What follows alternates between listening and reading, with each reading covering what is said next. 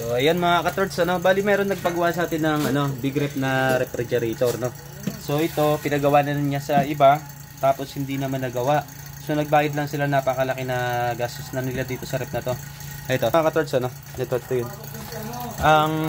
Naging problem niya mga katorts, sabi daw ng customer, una hindi daw nagpagana, hindi na nakapagpa-yellow, wala daw preyon. Nung pina-check niya, ang problema daw solenoid, no. Ito. So ano ba yung solenoid? Ito yung makikita nyo dito na ito yung dalawa sa niya. Itong dalawang coil tube capillary na to. Yan, capillary papuntang evaporator yan, Tapos ang dulo niyan dito sa condenser.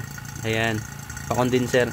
So ano ba yung solenoid? Ang purpose nito mga katorts, pagka hindi nagpapagana yung compressor, halimbawa, hindi tumatakbo yung compressor, may ilaw siya, tapos dun sa loob, may display naman yung settings niya. May ilaw, tapos may kompleto naman yung supply niya, So, hindi lang gumagana to, ang tendency ng mga katorts, ito solenoid. Pwedeng ito yung problema, itong solenoid na to. Pag ito yung sira.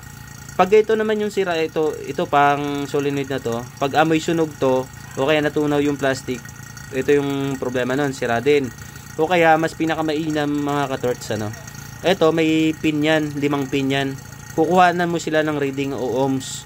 Ngayon, pagka may reading naman sila, goods yan. Kasi ito, bihira naman talaga masira tong solenoid na to. Pero pagka ito walang reading, ito, sa ohms nyo lang itatapat yung tester nyo, Yung kadalasan dyan, halos yung tatlo dyan, pare-paras ng reading, So, pagka ito walang reading, talagang as in open siya, tinatawag na open, ito yung problema niya, solenoid. So, ngayon, nung ginawa ko ngayon, chinek ko, goods naman solenoid. Ang nangyari pala, mga katorts, kasi nire-process nila to, system repasses nila to, itong unit. Ngayon, dito sa paghihinang nila sa ganito, nagbara. Kasi maselan kasi itong capillary pag hininang, madalas kasi magbabara. So ngayon, chinek ko, pinahigop ko ng flow, ayaw maghigop ng flow. Ginawa ko, ayaw maghigop ng flow, Ang ginawa ko, pinutol ko, chinek ko, ayun, pinutol ko siya, tapos pinahigop ko ng flow, ito, umandar na. So, naghihigop na. So, ang problema mga katorts, so yung sinabi ng client natin na ito daw yung sira ng solenoid, nagpapalit pa siya, napakamahal nito. So, hindi naman to yung nagiging problem kasi sa tagal ko ng technician, ito, hindi pa nagkaroon ng problema to, itong solenoid na to. So, ayan. Ang ginagawa natin mga katorts ngayon, nagba-vacuum na lang tayo. Ayan. Pag ito mga katorts, nag-zero na to, ibig sabihin papatayin ko yung vacuum, isasara ko yung gate valve nya, tapos pag yan umangat, ibig sabihin may leak. Ganun ka-importante itong vacuum pump natin.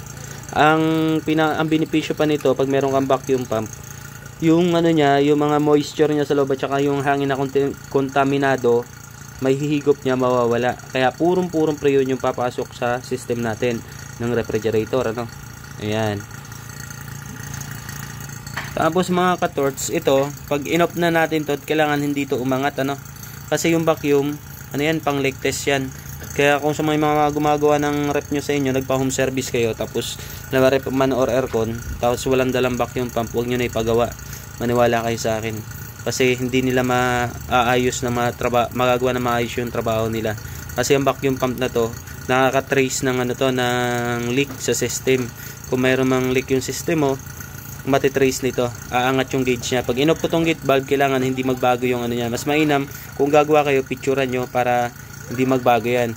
Siguro i-vacuum nyo siya ng mga 30 minutes, yan, 45 minutes, ganon, para pulidong malinis yung loob ng system natin, Kaya yung iba nagpapagawa, yung ibang client kasi nagpapagawa ng rep, ginagawa nila, walang dalang vacuum pump, kinakarga lang direkta ng preyon. Yung preyon kasi lifetime yan mga katorts, as long as walang singaw yan or leak, hindi nawawala yung refrigerant ng natin, compressor or ng system natin, hindi nawawala yan, lifetime yan, yung preyon na yan.